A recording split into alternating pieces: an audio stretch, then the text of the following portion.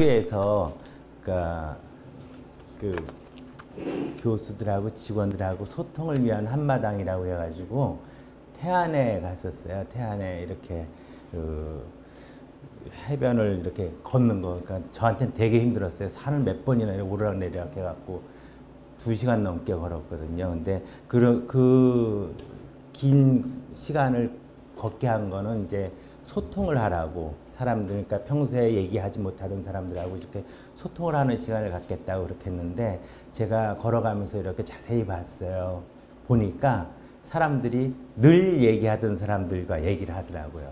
그러니까 그 소통의 장을 만든 거는 얘기하지 않던 사람들과 얘기하고 의견이 맞지 않았던 사람들과 얘기를 나눠서 좀 더 자기의 생각의 외연을 넓히고 품어줄 수 있게끔 하는 그런 장을 만들려고 했었는데, 이렇게 보니까 실제로는 이제 맨날 얘기하던 사람들끼리 얘기하는 거예요. 그래서 참 소통이라는 게 진짜 어렵구나. 장을 만들어줘도 어렵고. 그러면서 이제 우리 사회를 이렇게 보니까 요새 많이 이렇게 갈등하고 있잖아요. 근데 그 갈등하는 것에 가장 커다란 거는 자기의 생각을 내려놓지 않고 남을 품어주지 않는 그런 것이라고 생각을 해요. 그래서 야, 참 소통이 쉽지 않고 그렇구나. 그러면서 오늘 기도 말씀 중에 하나가 되게 해달라 그러는데 그 안에서 다양성을 얘기했잖아요. 그래서 참 다양함을 품은 하나가 정말 중요한데, 우리는 어떤 하나라고 해서 완전히 통일된 하나만 보면은 아름답다고 생각하지 않고 생명력 있다고 생각하지 잘 않아요. 그러니까 보면 어떤 하나를 딱 봤을 때 거기에서 다양한 면이 섞여갖고 그것들이 조화를 이룰 때 아름다움을 느끼고 힘을 느끼고 생명력을 느끼죠. 그런데 우리는 너무나도 단색적인 것을 요구하는 성향이 많은 것 같습니다. 그래가지고 사람들이 이제 다양성을 포용할 수 없을까.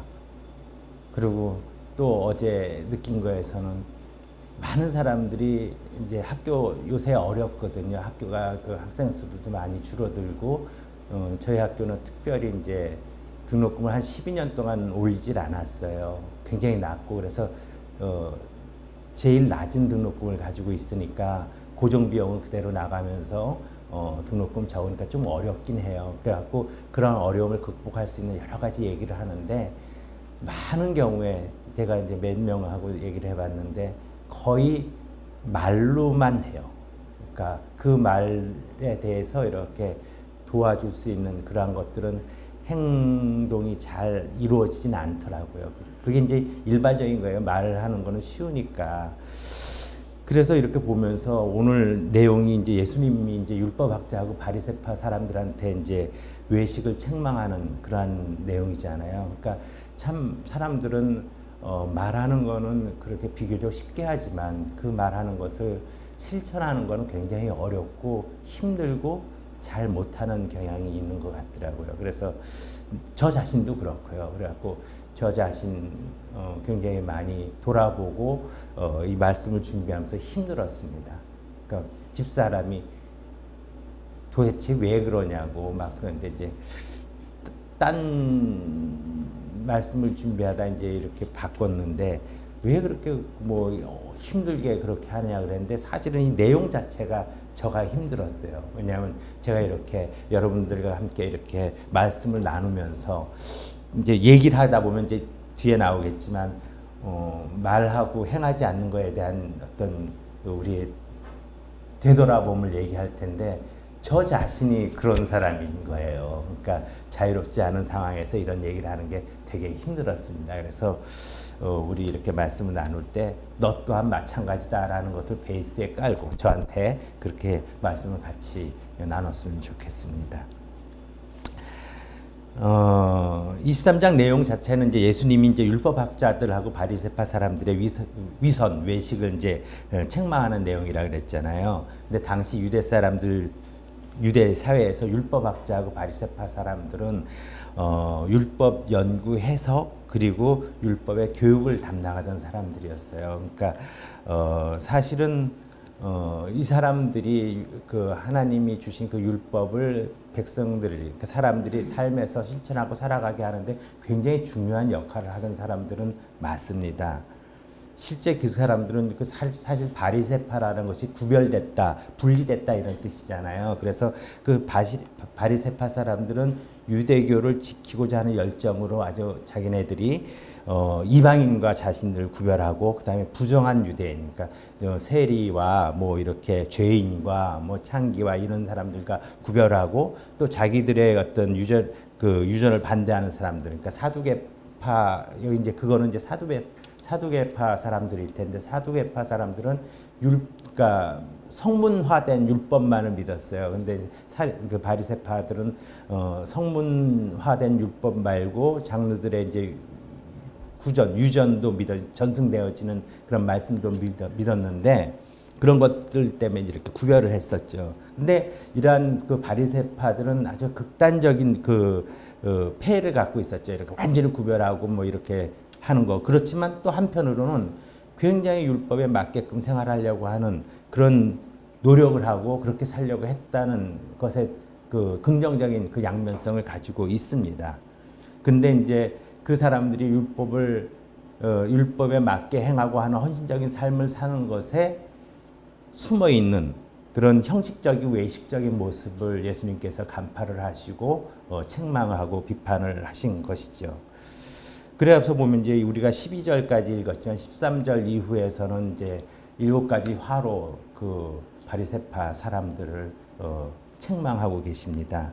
근데 이제 12절까지 내용에서 도대체 그 예수님은 어떤 바리새파 사람들의 어떤 모습들을 외식하는 자라고 하고 책망을 하면서 책망을 하는지 살펴보고, 그 말이 지금 우리한테는 어떤 말씀으로 다가오는지 생각해 보는 시간을 갖고자 합니다. 1절에서는 예수님이 이제 무리와 제자들을 향해서 말씀하시는 것을 분명히 했습니다. 무리와 제자들. 그러니까 이후에 나오는 여러 가지 그 비판과 책망은 그 무리 중에 있는 그 위선하고 있는 바리새파 사람들만을 향한 게 아니고 제자들을 향해서도 얘기하시는 거죠. 제자들한테 너희들도 경각심을 가지고 이 말을 잘 들어라. 그러니까 지금 내가 바리새파 사람들을 책망하는 것이 무엇인지 보고 너희도 그러지 않도록 해라 하는 것이 되는 거죠. 그래서 그렇다면은 예수님의 제자라고 하는 우리들한테도 분명히 똑같은 강도로 똑같은 비중으로 다가와야 할 거라고 생각을 합니다. 그래서 우리 모두 떨리는 마음으로 이제 들여다보기를 원합니다. 2절에서 보면은 율법학자들과 바리새파 사람들은 모세의 자리에 앉은 사람들이다라고 얘기했습니다. 이는 당시 그랬다는 거죠. 그러니까 이 사람들이, 그러니까 그때는 이제 회당장에 가면 모세의 자리라고 있었대요. 그 모세의 자리라는 것은 그 성경을 읽고 해석하고 하는 사람들이 이제 앉는 자리예요. 그러니까 권위를 인정하는 자리가 되죠. 그러니까 그 자리에 앉는 사람이라는 것은 자기가 어떤 정도 이제 그 모세의 권위를 이어받았다라고 표현을 하는 거고, 그런 사람들이, 다른 사람들은 그거를 인정을 한 거죠. 그러니까 바리새파 사람들이, 그러니까 율법학자들이 이렇게 성경을 해석하고 설명해 주고서 그 자리에 앉으면 나머지 유대인들은 저 사람들은 이렇게 율법을 연구하고 그랬으니까 우리한테 알려주고 앉는 그 정도의 그 모세의 권위를 이어받은 사람이야라고 생각을 했을 겁니다. 그럼 보면은, 근데 이제 예수님이 이런 얘기를 하셨잖아요. 바리새파 사람들은 모세의 자리에 앉은 사람이다 라고 얘기하면 그것이 그들에게 주 23장 내용은 거의 바리새파 사람들의 비판하고 질책하는 말씀이니까요. 그러니까 이것도 예수님은 바리새파 사람들을 질책하는 것인가 라고 보면은 사실은 그렇지 않은 것 같아요. 그러니까 그 바리새파 사람들이 율법을 연구하고 해석하고 가르치고 하는 것은 인정을 하신 것 같아요. 그런데 3절을 읽어보면, 그러기 때문에 3절을 읽어보면 그렇잖아요. 본문에 보면 무엇이든지 다 행하고 지켜라. 그 사람들이 얘기하는 거는 바리새파 사람들이, 바리새인들이 성경을 해석하고 읽으면서 너희들한테 얘기하는 그것들은 무엇이든지 다 행하고 지키라고 했어요. 그러니까 그 사람들이 연구하고 해석하고 교육하는 것에 대한 것은 인정을 하신 것으로 이해할 수가 있습니다. 그러니까 비판적으로 말씀하신 게 아니라는 거죠. 그런데 거기서 보면은 특별히 이제 그 무리와 제자들한테 그 예수님은 말씀하시죠. 무엇이든지 다 무엇이든지 다 행하고 지키라고요. 그래서 보면은 예수님은 바리새인들하고 율법학자들이 가르침에 대해서 소홀하게 여기지 말라는 그런 말씀을 하시는 것 같아요. 그러니까 율법이 우리가 소홀하게 여기서는 안 되는 것이다 라는 것이죠. 요 예수님이 그 공생애를 하실 때는 성경이라는 것은 구약밖에 없었잖아요. 근데 그것을 소홀하게 여기지 말라라고 얘기하는 거죠. 그 보면은 예수님 말씀하시죠. 마태복음 5장 18절에 율법의 1.1획도 없어지지 않고 다 이루어질 것이다 라고 말씀하셨고요. 19절에서는 누구든지 이 계명 가운데 지극히 작은 것 하나라도 어기고 사람들을 그렇게 가르치는 사람은 하늘나라에서 아주 작은 사람으로 일컬어질 것이요. 또 누구든지 계명을 행하고 가르치는 사람은 하늘나라에서 큰 사람이라 일컬어질 것이다 라는 내용이 있습니다. 굉장히 유사한 거예요. 근데 여기서 19절에서 나오는 거예요. 굉장히 중요한 게 누구든지 계명을 행하며 가르치는 사람입니다. 행하며 가르치는 사람. 그래서 요것을 보면은 3절 후반부에 보면 상황이 확 역전되는 것을 볼 수가 있어요. 그 전에는 그 사람들이 얘기하는 것을 누구든지 그거 다 무엇이든지 다 행하고 지켜라라고 했는데 그 다음에 후반부에서는 그들의 행실을 따르지 말아라. 그들은 말만 하고 행하지 않는다라고 말씀하십니다. 그래서 예수님은 스스로 모세의 권위를 자기가 이어받았다고 하는 바리새파 그런 사람들이 자기 사람들을 가르치고 가르치고는 있지만 그런 사람들이 가르치는 자로서의 합당한 행실을 하지 않는 것에 대해서 비판을 하시는 겁니다. 그래서 모세의 권위를 계승했다고 하지만 실제로는 그걸 인정하는 것 같으면서도 인정을 할 수가 없는 상황이 벌어지는 것이죠. 3절하고 4절을 보면은 그런 것들이 또 나와요. 그 가르침과 행함이 일치하지 않으면서 사람들한테 무거운 짐을 지는 바리새파 사람들, 율법학자들, 이런 사람들의 이중인격적인 형태를 지적하고 비판하고 질책하시는 겁니다. 4절을 보시죠. 4절. 그들은 지기 힘든 무거운 짐을 묶어서 남의 어깨에 지우지만 자기들은 그 짐을 나르는데 손가락 하나도 까딱하려 하지 않는다. 그러니까 자기의 말을 듣는 사람한테 이러한 짐을 지우기만 하고 그 짐을 나르는 데는 아무런 도움을 주지 않는다라고 질책을 합니다. 여기서 바리새파 사람들이 백성들, 그 사람들한테 지운 무거운 짐이란 게 도대체 뭘까요? 만일 이렇게 예수님께서 말씀하신 무거운 짐이 율법이라고 한다면 이 바리새파 사람들이 율법을 가르치는 사람들이니까 율법이라고 한다면은 예수님은 율법이 사람들을 힘들게 하는 짐이 될 뿐이라는 반율법적인 시각을 갖고 있다는 의미가 됩니다. 그렇지는 않을 것이죠. 그렇기 때문에 그러니까 율법을 지키라고 얘기했으니까요. 그러니까 여기서 바리새파 사람들이 사람들한테 그 지운 무거운 짐이라는 것은 학자들의 연구에 따르면은 율법 그 자체가 아니고 바리새파는 그러니까 성문화된 율법 말고 그 장로들의 전승까지 받아들였다 그랬잖아요. 그러니까 율법 그 자체가 아니라 바리새인들이 가르치는 구전되는 장로들의 전승이었다는 거죠. 그러니까 이제 그 서로 관계없어 보이는 이제 생활에서 이렇게 막 일어날 수 있는 수많은 것들을 율법하고 어거지로 맞춰가지고 그것들을 갖다가 그냥 사람들이 생활하기 힘들게 만드는 그러한 율법의 무리한 해석과 적용을 얘기하는 것이죠.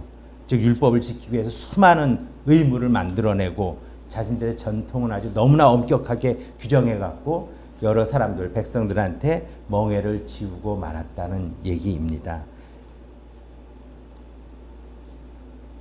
이렇게 바리새파 사람들은 실천하기 어려운 교훈들을 사람들한테 너희들은 이걸 지켜야 돼라고 가르치면서 실천에는 아무런 도움을 주지 않았던 것이죠. 근데 보면은 예수님은 사람들에게 짐을 덜어주시는 분입니다. 그 마태복음 11장 보면은 수고하고 짐진 사람 모두 내게 오너라.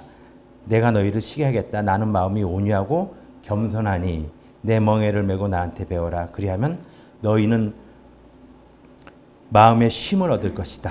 내 멍에는 편하고 내 짐은 가볍다라고 하시는 그 예수님의 어떤 뜻과는 아주 상반되는 것이죠. 아주 대조적인 것입니다. 그래서 그렇다면은 이렇게 예수님의 뜻과는 상반된 것을 가르치고 행하지 않는 바리새파 사람들은 신랄하게 예수님한테 비판을 받는 것이 마땅한 일입니다. 예수님의 율법은 결국에는 내 이웃을 내 몸과 같이 사랑하라라는 사랑의 실천으로 귀결된다고 우리는 저번에 한번 말씀 공부해서 잘 알게 되었지 않습니까?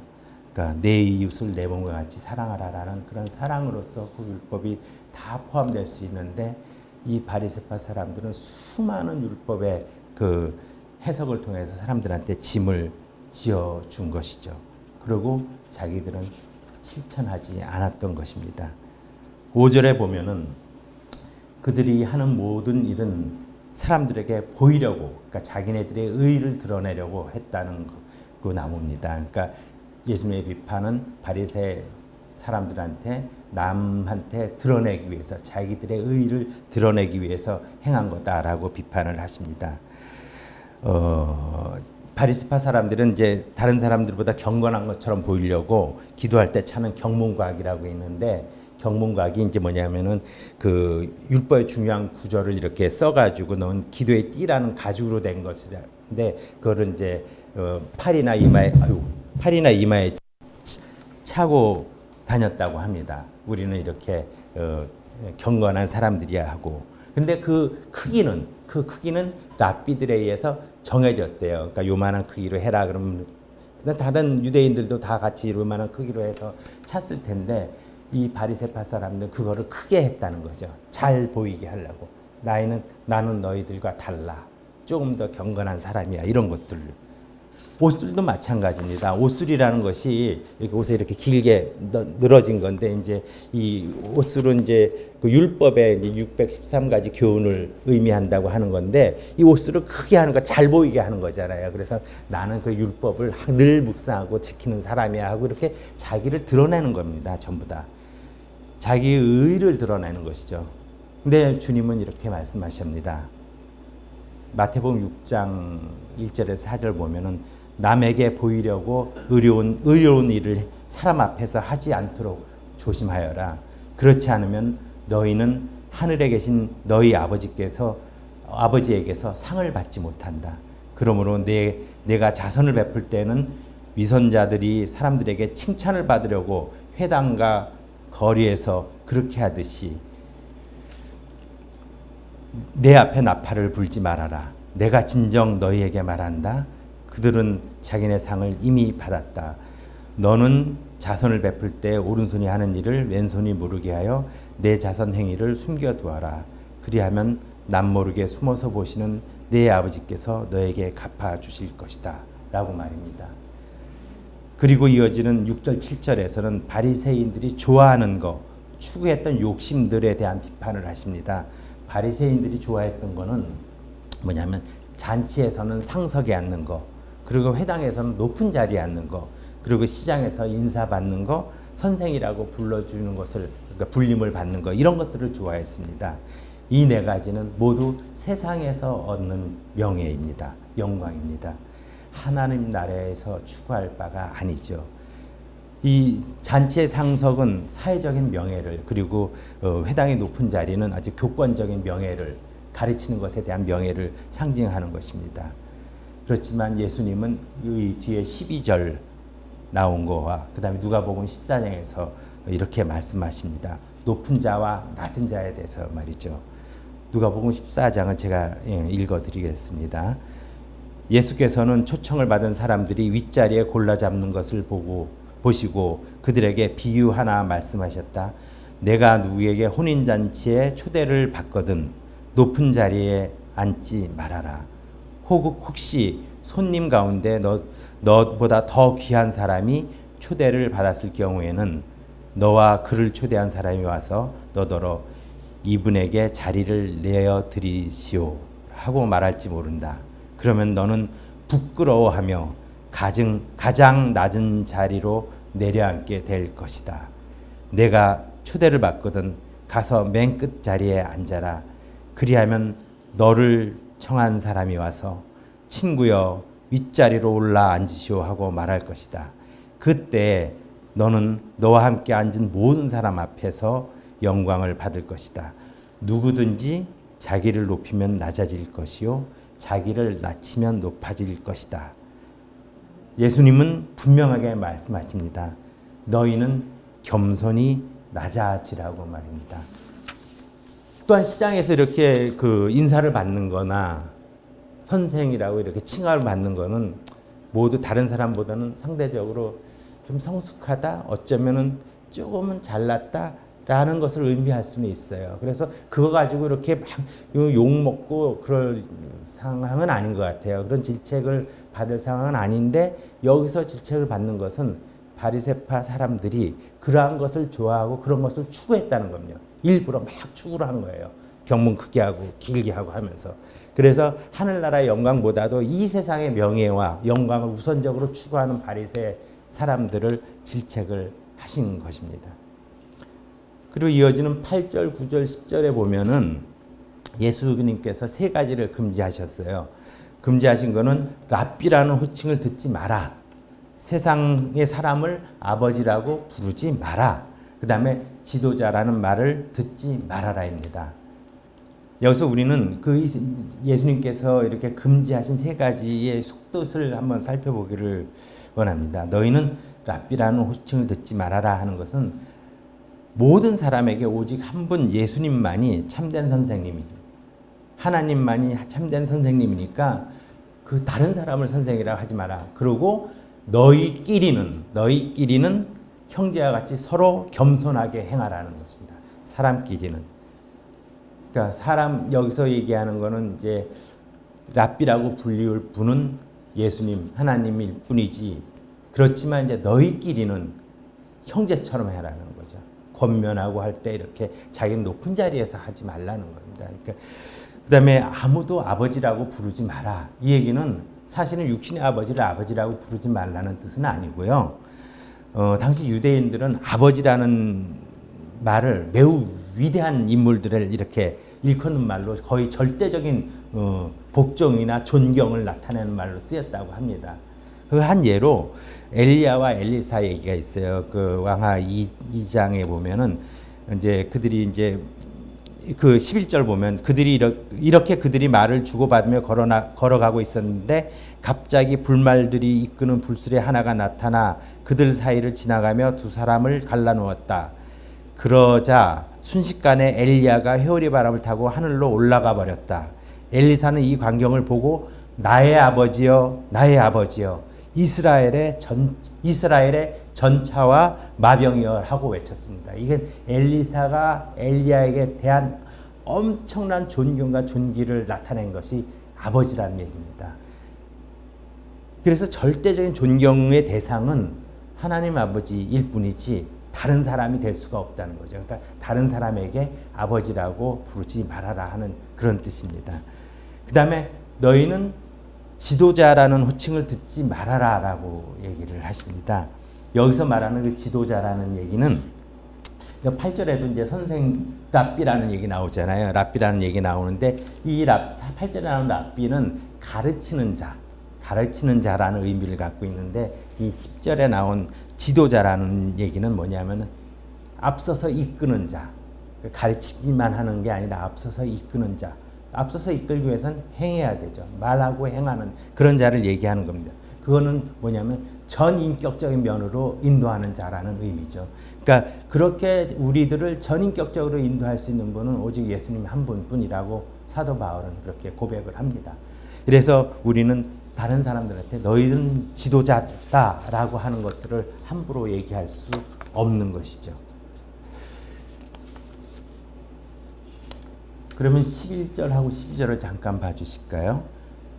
여기 보면은 여기서는 예수님이 말씀하신 높아짐의 원리가 나타나 있습니다. 주님 나라에서 높아짐의 원리를 말씀하고 계시는 거죠. 마태복음 20장에 보면은 주님께서 이제 이렇게 말씀하셨습니다. 너희가 아는 대로 이방 민족의 통치자들은 백성을 마구 내려누르고 고관들은 백성들에게 세도를 부린다. 그러나 너희끼리는 그렇게 해서는 안 된다. 너희 가운데서 위대하게 되고자 하는 사람은 누구든지 너희를 섬겨야 하는 사람이 되어야 하고 너희 가운데서 으뜸이 되고자 하는 사람은 너희 종이 되어야 한다고 말입니다. 너희끼리는 억압하고 세도를 부리지 말라는 얘기입니다. 주님의 뜻은 사람 위에 사람 없고 사람 아래 사람이 없다는 뜻입니다. 모두 동등한 것이죠. 우리 모두는 동등한 하나님의 자녀라는 것입니다. 교회에서 장로나 집사나 일반 성도의 구분 없습니다. 그냥 하는 역할만 틀릴 뿐이에요. 우리 교회 그러고 있지 않습니까? 너무나 좋습니다. 그런 교회라는 것이. 이렇게 동등한 우리들이 모여서 동등하게 진짜 이 교회 공동체가 추구하는 바를 이루어 가야 되는 것이죠. 그래서 자기를 낮추는 사람은 다른 사람을 대할 때 겸손함으로 섬겨야 하는 것이죠. 낮은 자로. 근데 우리가 알잖아요. 이 세상에 낮은 자로 온 사람. 가장 낮은 자로 육신을 입고 오셔서 참된 섬기의 모습을 보여준 분이 예수님입니다. 예수님의 삶을 닮아가는 것만이 진정 자기를 낮추는 방법인 것이죠. 다시 오늘 주제인 외식하는 바리새파 사람들을 향한 예수님의 신랄한 비판으로 돌아가 봅시다. 바리새파 사람들은 안식일 준수 잘하고요. 할례하고 그다음에 절기 준수 잘하고요. 굉장히 잘하는 걸로 보였습니다. 그런데 예수님은 위선자들이라고 말씀을 하셔요. 가만히 생각해 보면은 바리새파 사람들이 그 외식하는 것을 어쩌면 그들이 인식하지도 못하는 프레임의 오류에 빠진 것일 수도 있겠다라는 생각이 듭니다. 즉 나는 바리새파 사람이고 바리새파 사람들은 모든 부정한 것과는 구별이 된 삶을 살고 있고 경건한 사람들이야. 그러니까 바리새파 사람인 나는 경건한 사람일 수밖에 없지. 그래서 나는 잔치에서는 좋은 자리에 앉고 시장에서는 인사를 받고 선생으로 높임을 받을 수밖에 없는 사람이야 라는 그런 생각이요. 그런 프레임의 오류에 빠져갖고 아무런 의식 없이 그런 위선을 행할 수도 있었다라는 생각이 듭니다. 그럼 우리들도 마찬가지인 것 같아요. 사람들이 인정하는 그룹 속에 들어가 있음으로 인해서 그룹 내에서 마땅히 해야 할 일을 행함도 없이 그 그룹의 평판에 편성하는 거죠. 이런 상황은 우리 주위에서 많이 일어납니다. 저는 학교에 있으니까 학교에서 보면요. 어제 이제 우리 딸이랑 얘기할 때 야 그런 게 뭐가 있니 그랬더니 걔가 딱 얘기하는 게 팀 프로젝트지. 딱. 저는 이제 수업을 하면서 이제 팀 프로젝트 수업을 많이 하는데 맞아요. 팀 프로젝트를 딱 내주면 열심히 하는 애들이 있고요. 완전히 그냥 근데 평가는 팀으로 평가를 합니다.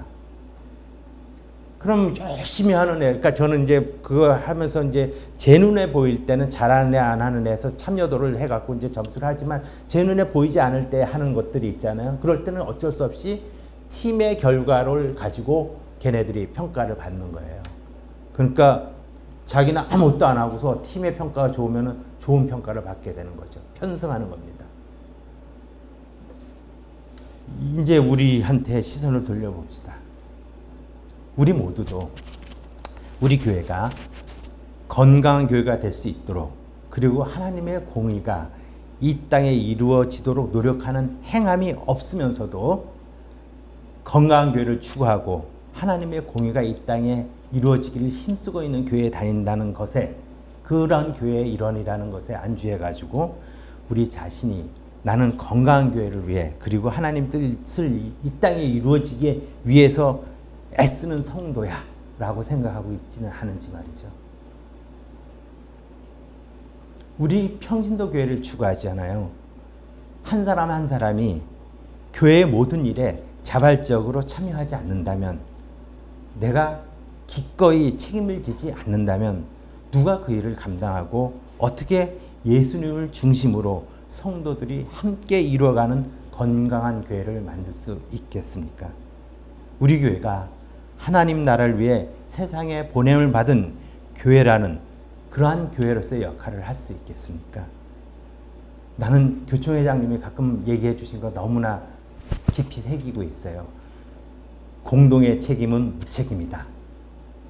그 얘기는 공동의 책임이 될 때는 누군가는 하겠지 하고 그 책임을 미루게 된다면 결국은 아무도 책임을 지지 않는다는 얘기입니다.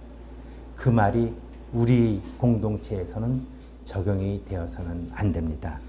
우리 공동체의 책임은 바로 나의 책임이라는 생각으로 기꺼이 그리고 겸손하게 책임을 수행하는 공동체의 일원이 되어야만 합니다. 다시 한번 소원합니다. 자신들이 추구하는 구별된 자들이라는 프레임 속에서 말만 하고 행하지 않으면서 경건한 척, 율법을 지키는 척하면서 율법의 정신을 삶으로 살아내지 못한 바리새인들을 향해서 예수님은 위선자들이여 외식에서 벗어나라 라고 말씀하십니다. 그 예수님의 말씀, 강한 질책 우리 가슴에 새겨 담읍시다. 그리고 주님, 내게 겸손한 마음을 허락하셔서 저 자신 위선에서 벗어나 한 발자국이라도 더 주님의 편에 치우쳐 서서 겸손하게 생각하고 기꺼이 행할 수 있는 제가 될 수 있도록 인도해 주십시오 라고 기도하는 저희들이 되기를 소원합니다.